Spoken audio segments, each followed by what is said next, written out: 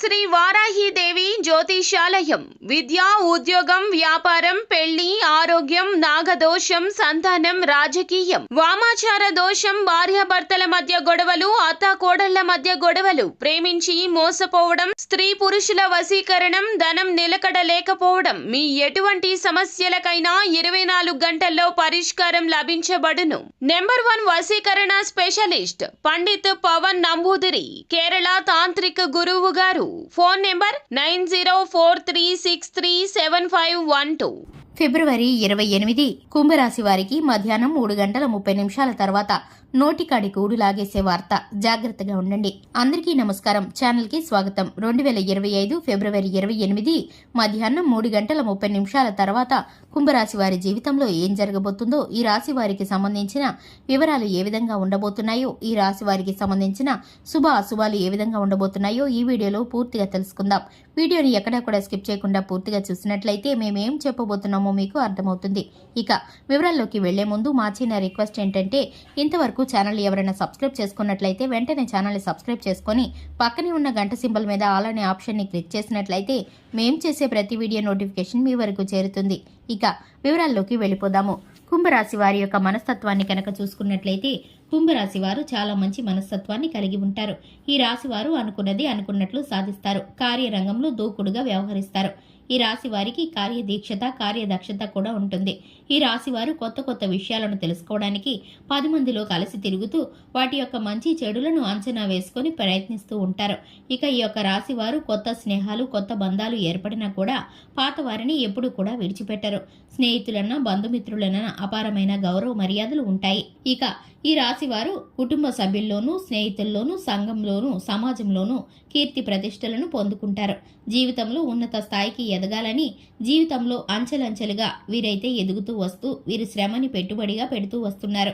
వీరికి తెలివితేటలు కూడా అమోఘంగా ఉంటాయి. ఇక ఈ రాశి వారు కుటుంబం పట్ల బాధ్యతాయుతంగా ఉంటారు. ఇక ముఖ్యంగా విషయంలోకి వస్తే కనుక 2025 ఫిబ్రవరి 28 మధ్యాహ్నం 3:30 తర్వాత ఈ యొక్క కుంభరాశి వారికి సంబంధించి ఒక ఫోన్ కాల్ అయితే రాబోతుంది.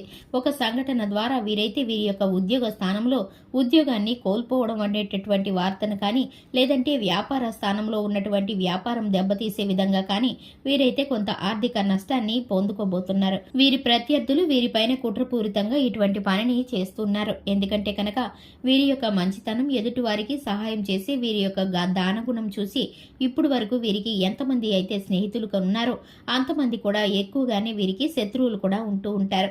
కానీ వీరి శత్రువులు ఎవరో వీరికి తెలియదు. అందరితోనూ వీరు కలుపుకోలుతనంతో, మంచితనంతో ఉంటారు. ఇక వారి యొక్క కుళ్ళు కుతంత్రాల కారణంగా మీ పై అధికారులకు మీ మీద లేనిపోని నిందలు, అలాగే మీ మీద లేనిపోని అభాండాలు వేయడం ద్వారా గానీ, లేదంటే కనుక మీ యొక్క వ్యాపార స్థానంలో మీ వ్యాపార భాగస్వామితో గానీ, లేదంటే మీ యొక్క కస్టమర్స్ దగ్గర గానీ మీ గురించి చెడుగా మాట్లాడడం, మీ వ్యాపారాన్ని దెబ్బతీసే విధంగా పోటీ తత్వంగా వారు కూడా వ్యాపారాన్ని ప్రారంభించడం, ఇటువంటి పనుల ద్వారా మీ యొక్క నోటికాడి కూడిన వారు లాగేసిన వారు అవుతున్నారు. ఇటువంటి పరిస్థితులు మీకు ఎదురైనప్పుడు మీరు కొంత అలజడికి, ఒత్తిడికి గురవుతారు. సమస్యని సానుకూలంగా ఆలోచిస్తే కనుక మీరే పరిష్కరించగలుగుతారు. అంతటి అద్భుతమైన ఆలోచన ఆ భగవంతుడు మీకు ప్రసాదించబోతున్నాడు. కానీ మీరు ఒత్తిడి చెందితే కనుక ఇబ్బందుల్లో పడిపోతారు. ఇక ఎంత మాత్రము కూడా కంగారు పడకుండా, ఒత్తిడి పడకుండా మీరైతే కనుక సమస్యను ఏ విధంగా పరిష్కరించాలో ఆలోచించండి. మీ జీవిత భాగస్వామితో కూడా మీరు చర్చించండి. అలాగే మీ కుటుంబ సభ్యులతో చక్కటి నిర్ణయాన్ని తీసుకోవడానికి సలహాయం చేయమనండి.